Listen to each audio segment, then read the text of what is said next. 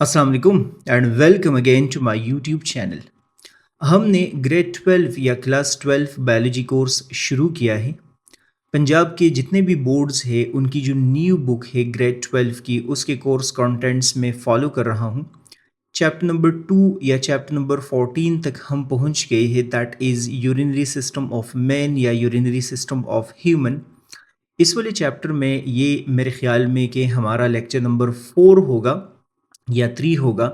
हमने इस लेक्चर में डिस्कशन करनी है फंक्शनिंग ऑफ किडनी के हवाले से, या दूसरे अल्फाज में हमने किडनी का फंक्शन डिस्कस करना है। तीसरे अल्फाज में हमने फिल्ट्रेशन ऑफ ब्लड डिस्कस करना है। हमने ये डिस्कस करना है कि किडनीज़ हमारा ब्लड कैसे फ़िल्टर कर रहे होते हैं, तो इसको आप लोग फंक्शन ऑफ किडनी बोले, फंक्शन ऑफ नेफ्रॉन बोले, इसको फिल्ट्रेशन ऑफ ब्लड बोले, जो भी आप लोगों ने इसको नाम देना है वो सही होगा। आसान सा टॉपिक है, सिंपल सा टॉपिक है, बड़ा नीट तरीके से आप लोगों की बुक में लिखा है, तो इसको अंडरस्टैंड करना मेरे ख्याल में कि आसान होगा। जो जो चीज़ें या जो जो एमसीक्यूज़ वगैरह मैं हाईलाइट कर रहा हूँ वो आप लोगों ने गौर से सुननी है, गौर से उसको देखनी है, और मेरे ख्याल में इसमें मसला नहीं होगा। देखते हैं बुक के अंदर यहाँ पर क्या लिखा है। पहला पॉइंट बुक के अंदर डिस्कस किया है कि kidneys acts as excretory as well as osmoregulatory organs. इस सेंटेंस के अंदर आप लोगों को ये बताया जा रहा है कि किडनीज का फंक्शन सिर्फ और सिर्फ एक्सक्रीशन में नहीं होता, वेस्ट को रिमूव करने में नहीं होता, बल्कि किडनीज का फंक्शन ऑस्मो रेगुलेशन में भी होता है। और ऑस्मो रेगुलेशन आप लोग डिस्कस करते हैं कि ये साल्ट और वाटर के मेंटेनेंस को बोलते हैं, रेगुलेशन को बोलते हैं सल्यूट और वाटर के मेंटेनेंस को। तो इस वजह से आप लोगों को पता होना चाहिए कि किडनी एक्सक्रीशन भी कर रहा होता है, लेकिन एक्सक्रीशन के साथ साथ ये साल्ट और वाटर को मेंटेन भी करता है, या दूसरे अल्फाज में ये ऑस्मो रेगुलेशन भी कर रहा होता है। They filter metabolic waste and extra water from blood and excrete them in the form of urine. जो इसका एक्सक्रीटरी फंक्शन है, अगर इनकी इस एग्जामिनर आपसे पूछता है कि किडनीज एक्सक्रीटरी ऑर्गन्स होते हैं, कैसे होते हैं, तो आप लोग डिस्कस करेंगे कि एक तो ये हमारे ब्लड से मेटाबॉलिक वेस्ट को रिमूव करते हैं, स्पेशली यूरिया रिमूव करते हैं, और अगर इन केस बॉडी के अंदर एक्स्ट्रा वाटर हो तो उसको भी क्या कर देते हैं, उसको भी रिमूव कर देते हैं। किस फॉर्म में रिमूव करते हैं? यूरिन के फॉर्म में रिमूव करते हैं। इसका मतलब हो गया कि हमारे किडनीज यूरिन बनाते हैं, वेस्ट को क्या किया जाता है, रिमूव किया जाता है। While doing the excretory function, kidneys also work as osmoregulatory organs. जो ऊपर मैंने आप लोगों को बताया कि ये मेटाबॉलिक वेस्ट वगैरह को एक्सक्रीट तो करेंगे, लेकिन ऑस्मो रेगुलेटरी फंक्शन भी साथ साथ इसका चल रहा होता है। Kidneys control the salt concentration of body fluids by forming dilute urine when body fluids are hypotonic. लिखा है कि जब बॉडी फ्लूइड्स हाइपोटोनिक होते हैं, इसका मतलब हो गया कि जब भी बॉडी के अंदर या ब्लड के अंदर बहुत सारा एक्स्ट्रा वाटर मौजूद होता है, तो फिर किडनी क्या करता है, किडनी फिर डाइल्यूट यूरिन बना रहा होता है। ऐसा यूरिन बना रहा होता है जिसके अंदर बहुत सारा वाटर एक्सक्रीट किया जाए, क्योंकि बॉडी फ्लूइड्स में ब्लड के अंदर वाटर ज़्यादा हो चुका है, उस एक्स्ट्रा वाटर की ज़रूरत नहीं है, तो किडनीज क्या करना शुरू कर देते हैं, वो इस एक्स्ट्रा अमाउंट ऑफ वाटर को यूरिन के अंदर एक्सक्रीट करना शुरू कर देते हैं। तो लिखा है कि किडनी कंट्रोल करता है किस चीज़ को, बॉडी फ्लूइड को, और इसके साथ साथ साल्ट कंसंट्रेशन को। जब भी वाटर आपके पास ज़्यादा होगा तो ज़्यादा से ज़्यादा वाटर यूरिन के अंदर एक्सक्रीट हो जाएगा। And concentrated urine when body fluids are hypertonic and there is a dehydration. लेकिन जब भी बॉडी के अंदर वाटर की कमी होती है, हम वाटर का इनटेक नहीं करते, या करते हैं लेकिन वो किसी और फंक्शन में रिक्वायर्ड होता है, तो फिर किडनीज क्या करते हैं, वो कॉन्सेंट्रेटेड यूरिन बनाते हैं। कॉन्सेंट्रेटेड यूरिन हम कौन से यूरिन को बोलेंगे? जिसके अंदर वाटर कम होगा। चूंकि बॉडी फ्लूइड्स में वाटर कम हो चुका है तो किडनीज अब वो जो थोड़ा सा वाटर है वो बॉडी से एक्सक्रीट नहीं होने देगा, उसको बॉडी में जो है वो स्टोर करने की कोशिश करेगा और यूरिन जो बनाएगा वो कॉन्सेंट्रेटेड होगा। इसके मतलब हो गया कि उसके अंदर वाटर का जो अमाउंट है वो क्या होगा, वो स्मॉल होगा। ये फंक्शन, इसको ऑस्मो रेगुलेटरी फंक्शन इस वजह से हो गया क्योंकि इसकी वजह से किडनी क्या कर रहा है, वाटर के अमाउंट को बॉडी के अंदर रेगुलेट कर रहा होता है। सो ऑस्मो रेगुलेटरी फंक्शन में आप लोग बिल्कुल यही मेंशन कर सकते हैं। हमने अभी ये डिस्कस करना है कि किडनीज ये सारे के सारे फंक्शन कैसे कर रहा होता है, साल्ट और वाटर के कंटेंट्स को कैसे मेंटेन कर रहा होता है, एंड मेटाबॉलिक वेस्ट को कैसे रिमूव किया जाता है। इसी वजह से यहाँ पर मैंने हेडिंग लिखा है यूरिन फॉर्मेशन। हम देखते हैं कि यूरिन कैसे बनता है, दूसरे अल्फाज में ब्लड फिल्ट्रेशन कैसे होता है, ब्लड को फिल्टर कैसे किया जाता है। बुक में लिखा है यूरिन फॉर्मेशन और filtration of blood occurs in kidney in 3 steps. Kidneys के अंदर यूरिन फॉर्मेशन का जो प्रोसेस है वो कितने स्टेप्स में अकर हो रहा होता है? आप बोलेंगे कि 3 स्टेप्स में अकर हो रहा होता है।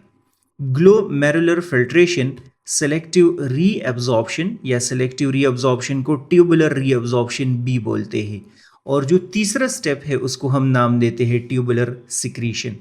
तो पहला जो पॉइंट है वो है ग्लोमेरुलर फिल्ट्रेशन, दूसरे को हम नाम देते हैं सेलेक्टिव रीअब्जॉर्प्शन और तीसरे को हम नाम देते हैं ट्यूबुलर सिक्रीशन। इन तीनों पे अभी हमने डिटेल में बात करनी है, अच्छे से हमने इस पे बात करनी है। सबसे पहले हम ग्लोमेरुलर फिल्ट्रेशन के बारे में डिस्कशन कर लेते हैं। ग्लोमेरुलर फिल्ट्रेशन को हम अल्ट्रा फिल्ट्रेशन बी नाम देते हैं और कुछ बुक्स में इसको प्रेशर फिल्ट्रेशन बी नाम दिया जाता है। सबसे पहले मैं सेंटेंसेस रीड करूंगा और फिर जब मैं नेक्स्ट पेज पे डायग्राम के पास जाऊंगा तो सारे का सारा वो जो सेंटेंसेस मैंने रीड किए होंगे वो डायग्राम पे मैं क्या करूंगा, डायग्राम के अंदर मैं एक्सप्लेन कर दूंगा, तो आपने गौर से सुनना है। This process takes place in glomerulus under pressure. तो फर्स्ट पॉइंट आप लोगों ने ये याद रखना है कि ग्लोमेरुलर फिल्ट्रेशन कहाँ अगर होता है। आप लोग बोलेंगे कि ये ग्लोमेरुलस में होता है। आप सबको पता है कि ग्लोमेरुलस ब्लड कैपिलरीज होते हैं और इसके अंदर ब्लड क्या होना शुरू हो जाता है, वो फिल्टर होना शुरू हो जाता है। एग्जामिनर अगर इनके हिसाब से पूछता है कि ग्लोमेरुलस में ये ब्लड फिल्टर कैसे हो रहा होता है, तो आप बोलेंगे ब्लड प्रेशर की वजह से। असल में ब्लड स्पीड से आ रहा होता है, इन कैपिलरीज के वॉल्स को हिट कर रहा होता है, तो अगेन वही प्रोसेस चल रहा होता है जो नॉर्मली फिल्ट्रेशन में होता है। वेस्ट मटेरियल इन ग्लोमेरुलस से क्या हो जाते हैं, वो रिमूव हो रहे होते हैं, लॉस हो रहे होते हैं, निकल रहे होते हैं। ब्लड प्रेशर क्यों होता है? Blood pressure develops because of the fluid portion of the blood called hydrostatic pressure. लिखा है कि ये जो ब्लड प्रेशर इस ग्लोमेरुलस के अंदर डेवलप हुआ है या ज़्यादा हुआ है, ये असल में किसकी वजह से है? वाटर की वजह से है, और इस प्रेशर को हम हाइड्रोस्टैटिक प्रेशर बोलते हैं। वाटर की वजह से ये जो प्रेशर डेवलप हुआ है इसको हम क्या नाम देते हैं? इसको हम हाइड्रोस्टैटिक प्रेशर नाम देते हैं। तो एग्जामिनर अगर इनके हिसाब से पूछता है कि ग्लोमेरुलस में फिल्ट्रेशन किसकी वजह से कर हुआ है, हो रहा है, आप बोलेंगे ब्लड प्रेशर की वजह से। वो बोलेगा ये ब्लड प्रेशर किसकी वजह से है, आप बोलेंगे कि ये ब्लड के अंदर जो वाटर मौजूद है उसकी वजह से है, इस वजह से इस प्रेशर को हम हाइड्रोस्टैटिक प्रेशर बोलते हैं। Glomerular capillaries have exceptionally high blood pressure relative to other capillary beds in the body. आप लोगों ने याद रखना है कि हमारे बॉडी के अंदर बहुत सारे कैपिलरी के नेटवर्क मौजूद होते हैं, कैपिलरी के बेड्स मौजूद होते हैं, पूरे बॉडी में डिफरेंट पार्ट्स में मौजूद होते हैं। लेकिन इस सेंटेंस के अंदर लिखा है कि ग्लोमेरुलस के अंदर जो ब्लड प्रेशर होता है वो इंतहाई ज़्यादा हो जाता है, वो इंतहाई ज़्यादा होता है रिलेटिव टू और capillaries of the blood. Body में और भी मौजूद है लेकिन यहाँ पर ब्लड प्रेशर क्या होगा, वो एक्सेप्शनली हाई होगा या इंतहाई ज़्यादा होगा। वो क्यों होगा? This is because they are highly convoluted. एक तो ग्लोमेरुलस मैंने डायग्राम में आप लोग को दिखाया है और फिर दिखाऊंगा कि इसमें हाईली टर्न्स मौजूद होते हैं, बहुत ज़्यादा कन्वोल्यूटेड होते हैं और इन कैपिलरीज का डायमीटर इंतहाई ज़्यादा नैरो होता है। ये मैं अभी समराइज कर दूंगा तो आप लोगों को समझ आ जाएगी। Due to such high pressure water and small solutes such as water, urea, glucose, amino acid, vitamins and various salts, i.e. these molecules are filtered out of glomerular capillaries and collected into the Bowman's capsule। ये वाला sentence मैं आप लोगों को समझा देता हूँ और इसके साथ साथ ये वाला सेंटेंस भी मैं आप लोगों को समझा देता हूँ। इसके लिए मुझे क्या करना पड़ेगा, इसके लिए मुझे यहाँ पर इस नेक्स्ट पेज पे क्या है, इस डायग्राम की तरफ आना पड़ेगा। तो आपने इंतहाई गौर से अभी बातें देखनी है। जो मैंने यहाँ पर बातें बताई है, जो मैंने एक्सप्लेन नहीं की, वो बातें मैं आप लोगों को इस डायग्राम में जो है वो बताऊंगा। सबसे पहली बात तो आप लोगों ने ये याद रखनी है, ये नेफ्रॉन का स्ट्रक्चर है। नेफ्रॉन के स्ट्रक्चर में ये वाले जो ब्लड वेसल आप लोग देख रहे हैं, जो कि ब्लड इनसाइड की तरफ लेके जा रहा है, इस ब्लड वेसल को हम नाम देते हैं एफेरेंट आर्टीरियोल। मैंने आप लोगों को बताया था कि एफेरेंट आर्टीरियोल उस ब्लड वेसल को बोलते हैं जो कि नेफ्रॉन के अंदर ब्लड लेके आ रहा होता है। याद रखना है आप लोगों ने, इस एफेरेंट आर्टीरियोल का जो डायमीटर होता है वो वाइडर होता है, वो ज़्यादा होता है। इस एफेरेंट आर्टीरियोल में चूंकि ब्लड अभी अभी आ रहा होता है, तो आप लोग डिस्कस करेंगे कि वो बिल्कुल स्मूथ एक फ्लो हो रहा होता है, पैसिव एक फ्लो हो रहा होता है और वो ट्रैवल कर रहा होता है। इस ब्लड के अंदर बहुत सारा वेस्ट मौजूद है। जैसे ही ब्लड यहाँ पर इस रीजन में एंटर हो जाता है, तो इस रीजन को हम बोलते हैं ग्लोमेरुलस। ये आप लोगों ने डिस्कस किया है अभी कि ये ब्लड कैपिलरीज होते हैं।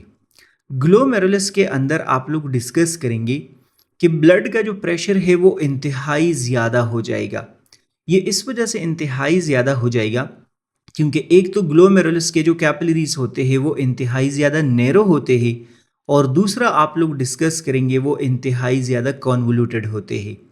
तो चूंकि यहाँ पर ब्लड प्रेशर इंतहाई ज़्यादा हो जाएगा रिलेटिव टू अदर कैपिलरीज, तो इस ब्लड में जितना भी वेस्ट होता है या एक्स्ट्रा सब्सटेंसेस होते हैं या स्मॉल सब्सटेंसेस होते हैं, वो सारे के सारे ब्लड से फिल्टर होना शुरू हो जाते हैं।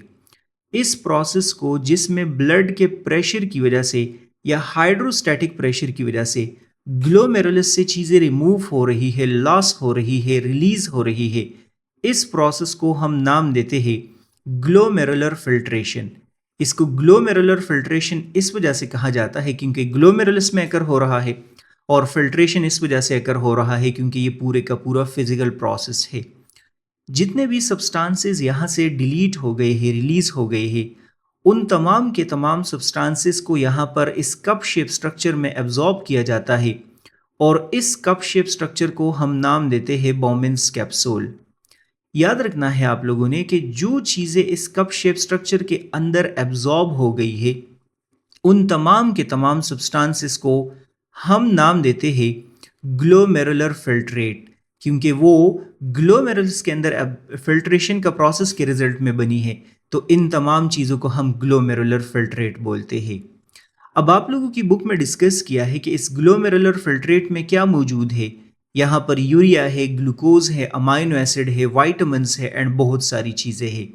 तो मैं भी यहाँ पर नोट कर लेता हूँ कि इसमें यूरिया भी मौजूद है, यहाँ पर आप लोग डिस्कस करेंगे ग्लूकोज भी मौजूद है, वाइटामिन्स भी मौजूद है, यहाँ पर वाटर भी मौजूद है, यहाँ पर आप लोग डिस्कस करेंगे कि डिफरेंट टाइप्स के आयंस भी मौजूद है। ये सारे के सारे यहाँ पर ग्लोमेरुलस में फिल्टर हो गए हैं, तो इस वजह से हम इसको बोलते हैं ग्लोमेरुलर फिल्ट्रेट, हम इसको नाम देते हैं। अब ये सारे का सारा वेस्ट यहाँ आ गया, तो आप लोग देख ले ईफेरेंट आर्टीरियोल में जो ब्लड जाएगा वो काफ़ी हद तक क्या हो गया होगा, वो काफ़ी हद तक क्लीन हो गया होगा, वो काफ़ी हद तक आप लोग डिस्कस करेंगे कि फिल्टर हो गया होगा, क्योंकि वेस्ट सारे का सारा कहाँ की तरफ आ गया है, बोमेंस कैप्सूल के अंदर आ गया है।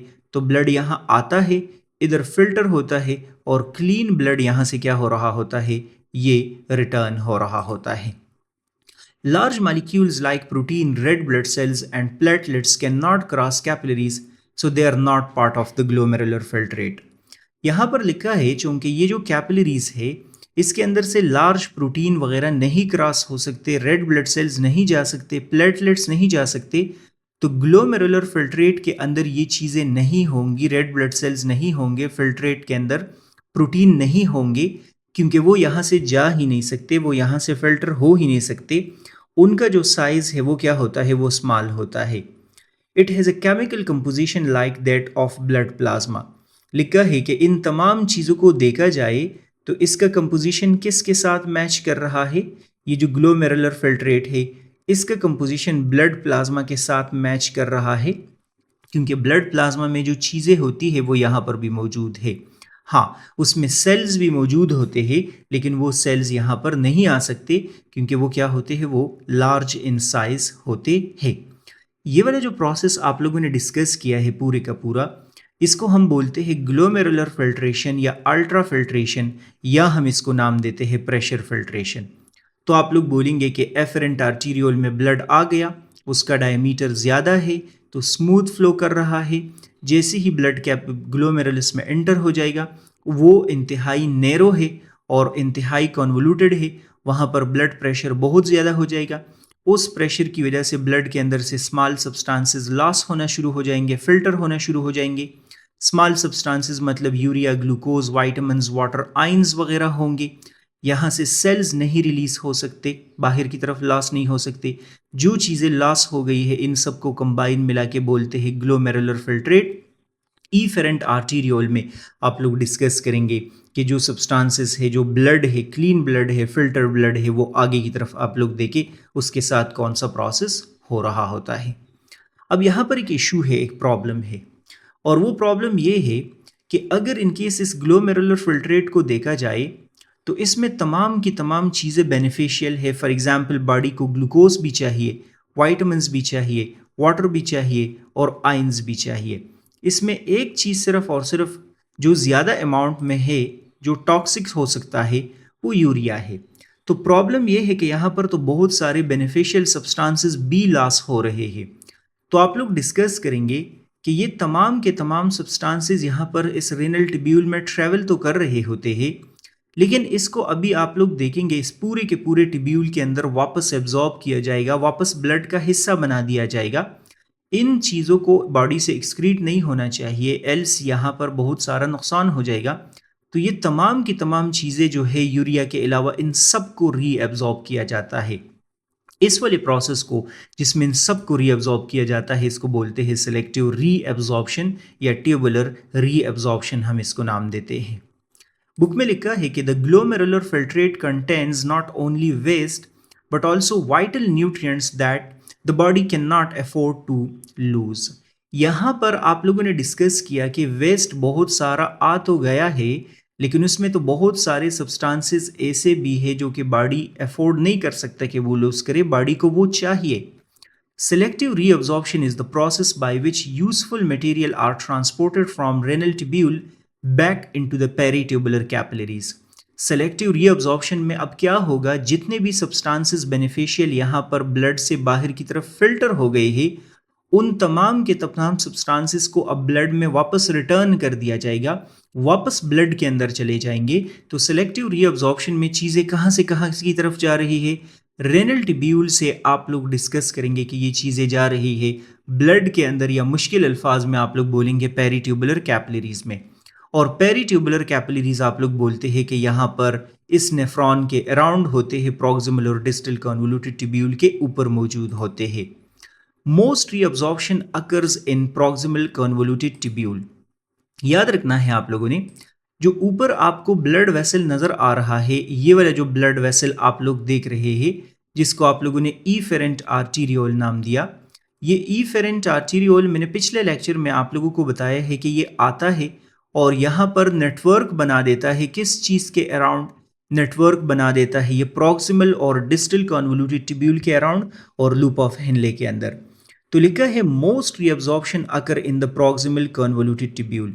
बहुत सारी चीज़ें आप लोग डिस्कस करेंगे कि कहाँ पर एब्जॉर्ब होते हैं, प्रॉक्सिमल कन्वोल्यूटेड ट्यूब्यूल से वापस ब्लड के अंदर चले जाते हैं। अगर आप बोल रहे हैं कि ये ऊपर वाले जो ब्लड वेसल्स है ये कौन से ब्लड वेसल है, तो मैं कंसिडर कर लेता हूँ कि ये पेरीट्यूबुलर कैपिलरीज है। ये आप लोग डिस्कस करेंगे कि वो ब्लड वेसल्स है जो हमने पिछले लेक्चर में डिस्कस किया था, प्रॉक्सिमल और डिस्टल कन्वोल्यूटेड ट्यूब्यूल के अंदर है।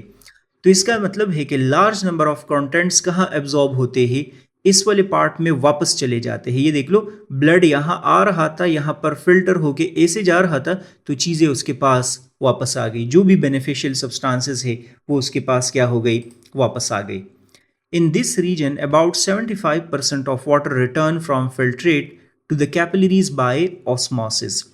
देखा है कि 75% चीज़ें जो यहाँ पर लॉस हो गई थी वो सारी की सारी आप लोग कंसिडर कर लेंगे कि यहाँ पर रीएब्जॉर्ब हो जाते हैं। इसका मतलब हो गया कि बहुत ही थोड़े से कंटेंट्स यहाँ पर इस ट्यूब्यूल के अंदर बच जाएंगे और बहुत सारे कंटेंट्स क्या हो जाएंगे, वो एब्जॉर्ब हो जाएंगे। Glucose, amino acid, and salts are returned from proximal convoluted tubule to the blood by active transport। लिखा है कि ग्लूकोज का एब्जॉर्प्शन कौन से प्रोसेस की मदद से होगा, एक्टिव ट्रांसपोर्ट की मदद से। अमाइनो एसिड यहाँ से यहाँ की तरफ कैसे जाएंगे, एक्टिव ट्रांसपोर्ट की मदद से। साल्ट्स कैसे जाएंगे, एक्टिव ट्रांसपोर्ट की मदद से। वाटर कैसे जाएगा, ऊपर वाले सेंटेंस में डिस्कस किया है कि वाटर ऑस्मोसिस की मदद से एब्जॉर्ब हो रहा होता है। तो ये ज़रूरी नहीं है, लेकिन आप लोगों को पता होना चाहिए कि प्रॉक्सिमल कन्वोल्यूटेड ट्यूब्यूल में रीअब्जॉर्प्शन का प्रोसेस सबसे ज़्यादा होता है और चीज़ें ऑस्मोसिस और एक्टिव ट्रांसपोर्ट की मदद से रीअब्जॉर्ब होती है, वापस ब्लड के अंदर चली जाती है। ग्लूकोज, अमाइनो एसिड वगैरह एक्टिव ट्रांसपोर्ट की मदद से, और वाटर हमेशा ऑस्मोसिस की मदद से एब्जॉर्ब होगा। As the filtrate move further, more water is reabsorbed by descending limb of loop of Henle। लिखा है कि जब ये कंटेंट्स यहाँ पर इन ट्यूब्यूल्स में जा रहे होते हैं तो सिर्फ और सिर्फ यहाँ पर इस प्रॉक्सिमल कन्वोल्यूटेड ट्यूब्यूल में वाटर नहीं एब्जॉर्ब होता, बल्कि ये जो डिसेंडिंग लिम्ब आप लोग देख रहे हैं यहाँ पर बी रीएब्जॉर्प्शन ऑफ वाटर हो रहा होता है। ये इंतहाई इंपॉर्टेंट आइडिया है जो कि नेक्स्ट टॉपिक में भी आएगा, कंसंट्रेशन ऑफ यूरिन में आएगा, कि reabsorption of water proximal convoluted tubule और आप लोग डिस्कस करेंगे कि descending limb of loop of Henle में हो रहा होता है। ये बात ज़रूरी है, descending limb of loop of Henle में वाटर क्या हो रहा है, रीएब्जॉर्ब हो रहा होता है। आगे डिस्कस किया है कि ascending limb is impermeable to water but actively transport salt out of the tubule. ये जो आप लोगों को असेंडिंग लिम्ब नज़र आ रहा है, एमसीक्यूज के लिए आप लोगों ने याद रखना है, यहाँ पर वाटर एब्जॉर्ब नहीं होता लेकिन यहाँ पर साल्ट्स एब्जॉर्ब हो रहे होते हैं, फॉर एग्जाम्पल सोडियम क्लोराइड। ये इंतहाई इंपॉर्टेंट एमसीक्यूज है कि descending limb is permeable for water only, ascending limb is permeable for salt only. So ascending limb में आप लोग डिस्कस करेंगे कि वाटर रीएब्जॉर्ब नहीं होता, यहाँ पर रीएब्जॉर्प्शन ऑफ वाटर नहीं अकर हो सकता। आगे डिस्कस किया है some water and salt are reabsorb from distal convoluted tubule. लिखा है कि अगेन वाटर कहाँ पर एब्जॉर्ब हो रहा होता है, डिस्टल कन्वोल्यूटेड ट्यूब्यूल में बी एब्जॉर्ब हो रहा होता है और यहाँ पर कुछ साल्ट्स बी एब्जॉर्ब हो सकते हैं। तो ये बातें बहुत ज़्यादा ज़रूरी है कि प्रॉक्सिमल कन्वोल्यूटेड ट्यूब्यूल में ग्लूकोज, अमाइनो एसिड, वाटर वगैरह एब्जॉर्ब हो गए हैं। Descending limb of loop of Henle में सिर्फ वाटर एब्जॉर्ब हो रहा है। Ascending limb of loop of Henle में सिर्फ और सिर्फ साल्ट एब्जॉर्ब हो रहे हैं। और जो डिस्टल कन्वोल्यूटेड ट्यूब्यूल है उसमें आप लोग डिस्कस करेंगे कि वाटर और साल्ट दोनों एब्जॉर्ब हो रहे होते हैं। लास्ट पॉइंट डिस्कस किया है इसमें कि collecting duct is the final site for water reabsorption. लिखा है कि वाटर यहाँ पर बी क्या हो रहा होता है, रीएब्जॉर्ब हो रहा होता है। ये जो रीएब्जॉर्प्शन का प्रोसेस है आप लोग डिस्कस करेंगे कि जितने भी चीज़ें रीएब्जॉर्ब हो चुकी है, यहाँ पर जितने बी ब्लड वेसल्स मौजूद होते हैं इन नेफ्रॉन के अराउंड, सारी की सारी चीज़ें अब ब्लड के अंदर जाएंगी, जहाँ जैसे कि ये चीज़ें यहाँ पर ब्लड के अंदर क्या हो गई है, एब्जॉर्ब हो गई है। तो सेलेक्टिव रीअब्जॉर्प्शन का प्रोसेस इंतहाई आसान है। आप बोलेंगे कि जो ग्लोमेरुलर फिल्ट्रेट यहाँ बना है वो इन ट्यूब्यूल्स के अंदर ट्रैवल कर रहा होता है, एक्सक्रीट होने की कोशिश कर रहा होता है, लेकिन उसमें बेनिफिशियल सब्सटेंसेस है उसकी एक्सक्रीट नहीं होना चाहिए। इसी वजह से उस फिल्ट्रेट से बहुत सारी चीज़ों को एब्जॉर्ब किया जाता है। 75% से ज़्यादा चीज़ें प्रॉक्सिमल कन्वोल्यूटेड ट्यूब्यूल में एब्जॉर्ब हो जाती है। ग्लूकोज, अमाइनो एसिड एटसेट्रा वापस ब्लड की तरफ चले जाते हैं। प्रॉक्सिमल कन्वोल्यूटिव ट्यूब्यूल में water, proximal convolutive tubule, descending limb of loop of Henle, distal convolutive tubule और कलेक्टिंग डक्ट में एब्जॉर्ब होता है, जबकि जो साल्ट्स होते हैं वो असेंडिंग लिम्ब में रीअब्जॉर्ब हो रहे होते हैं। इस प्रोसेस को हम सेलेक्टिव रीअब्जॉर्प्शन बोलते हैं, या दूसरे अल्फाज में हम इसको ट्यूबुलर रीअब्जॉर्प्शन बी नाम देते हैं। मेरे ख्याल में कि इसमें मसला नहीं होगा। जो तीसरा स्टेप है, उस तीसरे स्टेप को हम बोलते हैं ट्यूबुलर सिक्रीशन। इसमें देखते हैं क्या लिखा है। Tubular secretion is opposite of selective reabsorption. और आप लोगों को आइडिया अभी हो जाएगा कि ये दोनों के दोनों एक दूसरे के अपोजिट क्यों होते हैं। मैंने आप लोगों को अभी आइडिया दिया है कि ये वाला जो ब्लड वेसल आपको नज़र आ रहा है, ये इस इफेरेंट आर्टीरियोल से क्या हो रहा होता है, एब्जॉर्ब हो रहा होता है, एराइज हो रहा होता है। और साथ में मैंने आप लोगों को ये भी बताया कि कंटेंट सेलेक्टिव रीअब्जॉर्प्शन में कहाँ से कहाँ की तरफ जाते हैं, इन टिब्यूल से ब्लड की तरफ जाते हैं। इस प्रोसेस को हम बोलते हैं सेलेक्टिव रीअब्जॉर्प्शन, जिसमें प्रॉक्सिमल कन्वोल्यूटिव ट्यूब्यूल या टिब्यूल से कहाँ की तरफ चीज़ें जा रही है, ब्लड वेसल्स के अंदर या ब्लड कैपिलरीज के अंदर। ट्यूबुलर सिक्रीशन में लिखा है कि ये बिल्कुल अपोजिट है। इसका अपोजिट का क्या मतलब है कि चीज़ें इन ब्लड वेसल से इन टिब्यूल्स के अंदर जा रही होती है। ये वाला जो प्रोसेस है ये बिल्कुल इसके अपोजिट जा रहा है। In this process, the epithelial cells of distal convoluted tubule take some material from surrounding blood and secrete them into the filtrate. आप लोग देख ले कि ब्लड वेसल से चीज़ें जो है वो इन टिब्यूल्स ने एब्जॉर्ब की है और टिब्यूल्स ने यहाँ पर इन साइड की तरफ रिलीज की है। इस वजह से हम इसको बोलते हैं ट्यूबुलर सिक्रीशन। तो चीज़ें यहाँ ब्लड से यहाँ की तरफ आ रही है, इसको हम बोलते हैं ट्यूबुलर सिक्रीशन प्रोसेस। सिक्रीशन इस वजह से बोलते हैं क्योंकि ये टिब्यूल सेल्स की मदद से इसको अंदर की तरफ रिलीज करते हैं। ऐसे नहीं होता कि स्मूथ वहाँ से यहाँ आ जाएंगे और वो रिलीज हो जाएंगे, बल्कि ये एपिथेलियल सेल्स कुछ चीज़ें ब्लड से एब्जॉर्ब करते हैं, उसको मॉडिफाई करके अंदर की तरफ क्या कर देते हैं, रिलीज करते हैं। तभी इसको हम नाम देते हैं क्या, tubular secretion. Secreted substances like hydrogen ion, ammonium ion, potassium ion and various metabolic toxins or drugs residues like penicillin। लिखा है कि कौन कौन से सब्सटेंसेस यहाँ पर ब्लड वेसल से टिब्यूल्स की तरफ सिक्रीट हो रहे होते हैं। तो यहाँ पर इस सेंटेंस के अंदर मेंशन किया है कि हाइड्रोजन आयंस भी यहाँ से क्या हो रहे होते हैं, रिलीज हो रहे होते हैं। एमोनियम आयन भी क्या हो रहे होते हैं, रिलीज हो रहे होते हैं। पोटाशियम आयन, ड्रग्स जो होते हैं, मेडिसिन वगैरह या एंटीबायोटिक्स वगैरह जो हमने लिए होते हैं, वो तमाम के तमाम इन किडनी के अंदर वापस क्या होते हैं, यहाँ की तरफ रिटर्न होते हैं। और आप लोग देख ले कि ये कंटेंट्स यहाँ जाएंगे और जाते जाते आहिस्ता आहिस्ता क्या बनना शुरू हो जाएंगे, ये यूरिन बनना शुरू हो जाएगा, एक्सक्रीशन होगी। Through tubular secretion of hydrogen ions kidney play a role in maintaining pH of the blood. यहाँ पर यह सेंटेंस लिखा है कि किडनी का तीसरा रोल भी आ गया, कि हमने यहाँ पर डिस्कशन तो की थी स्टार्ट में कि किडनी एक्सक्रीटरी ऑर्गन है, फिर हमने डिस्कस किया कि किडनी ऑस्मो रेगुलेटरी ऑर्गन है, लेकिन चूंकि किडनी हाइड्रोजन आयंस एक्सक्रीट कर रहा है तो इसी वजह से हम बोलेंगे कि ये तो पीएच मेंटेन करने में, पीएच ऑफ ब्लड को मेंटेन करने में भी क्या करते हैं, हेल्प कर रहे होते हैं। तो हाइड्रोजन आयंस जब रिलीज हो रहे होते, एक्सक्रीट हो रहे होते हैं, ये पीएच को मेंटेन करने में क्या है, जो रोल प्ले कर रहे होते हैं। अगर इस पूरे प्रोसेस को मैं 1 मिनट में समराइज करना चाहूँ तो आप लोगों के लिए आसान हो जाएगा। 1 मिनट के लिए देखना है। सबसे, मैं नॉन स्टॉप बोलूँगा, सबसे पहले ब्लड आता है एफेरेंट आर्टीरियोल में, उसमें वेस्ट होता है। ग्लोमेरुलस के अंदर वो प्रेशर फिल्ट्रेशन की मदद से, हाइड्रोस्टैटिक प्रेशर या ब्लड प्रेशर की वजह से फिल्टर हो जाता है। क्लीन ब्लड यहाँ की तरफ चला जाता है, लेकिन अभी भी उसमें थोड़ा सा है। जो चीज़ें यहाँ पर बोमेंस कैप्सूल में एब्जॉर्ब हो जाती है उसको हम बोलते हैं ग्लोमेरुलर फिल्ट्रेट। ये चीज़ें अब बॉडी से आप लोग देख ले इस अंदाज में आहिस्ता आहिस्ता नेफ्रॉन की मदद से, किडनी की मदद से एक्सक्रीट होंगी, लेकिन इसमें बहुत सारे बेनिफिशियल सब्सटेंसेस है, उसको एक्सक्रीट नहीं होना चाहिए। इसी वजह से सेलेक्टिव रीअब्जॉर्प्शन में वो वाले सब्सटेंसेस ब्लड के अंदर वापस एब्जॉर्ब हो जाते हैं। डिफरेंट प्रोसेसेस की मदद से वो चीज़ें एब्जॉर्ब होते हैं। जो चीज़ें यहाँ पर फिल्टर नहीं हो गई होती, कुछ चीज़ों को ये जो एपिथेलियल सेल्स होते हैं ये ब्लड से एब्जॉर्ब करके मॉडिफाई कर देते हैं और यहाँ पर रिलीज कर देते हैं।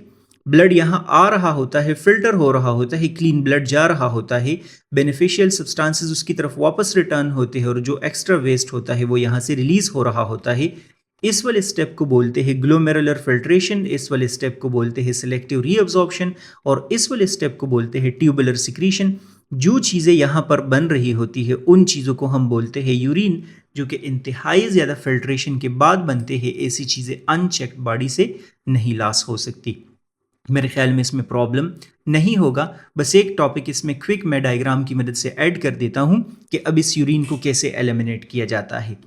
From collecting duct urine flow through the renal pelvis into ureter.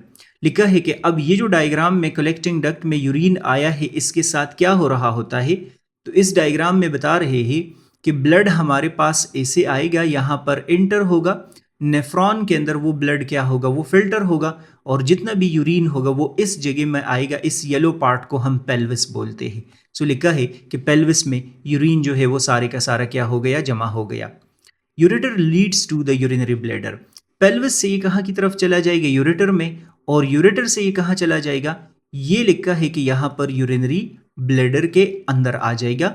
ये यूरेटर की मदद से आप लोग देख ले यूरिनरी ब्लैडर के अंदर आया है। ये ज़रूरी टॉपिक नहीं है। Muscular contraction of bladder force urine out of the body through urethra. और लिखा है कि ये यूरिनरी ब्लैडर में मसल्स होते हैं, वो हम कंट्रोल कर रहे होते हैं और यूरेथ्रा की मदद से यूरिन क्या हो रहा होता है, वो एक्सक्रीट हो रहा होता है। A normal adult eliminate 1 to 2 litre of urine per day. ये तो आसान सा पॉइंट है कि इतना सारा यूरिन एक्सक्रीट किया जाता है। This amount is highly variable and depend on several factors. वो तो आप लोगों ने डिस्कस किया कि जब ज़्यादा वाटर हम इनटेक करते हैं तो उसकी वजह से ज़्यादा यूरिन होगा। द मोर वाटर और hydrating fluids we consume the higher is the urine output. ज़्यादा बारिश होती है तो ज़्यादा पानी आता है, तो जब हम ज़्यादा पानी का इनटेक करेंगे, वाटर का इनटेक करेंगे, तो ज़्यादा यूरिनेशन की ज़रूरत होगी। Diet with high salt trigger water retention and decrease in urine production. और अगर बहुत सारा हम साल्ट खाएंगे तो आप लोग बोलेंगे कि वाटर बॉडी से लॉस नहीं होगा, वो बॉडी के अंदर क्या होगा, वो स्टोर हो जाएगा। ये मेरे ख्याल में कि आसान सा टॉपिक है, इसमें मसला नहीं है। एक्सरसाइज वगैरह में भी वाटर लॉस जो है वो क्या हो जाता है, वो कम हो जाता है in the form of urine. मेरे ख्याल में कि सिंपल सा टॉपिक है लेकिन बहुत ज़रूरी है, इसको आप लोग कभी भी स्किप नहीं कर सकते। मसला हो तो मुझे बताएंगे। लाइक सब्सक्राइब शेयर ज़रूर कर ले अपने friends family members and so on. Next video lecture आप लोग देखेंगे। गुड बाय, अल्लाह हाफिज़।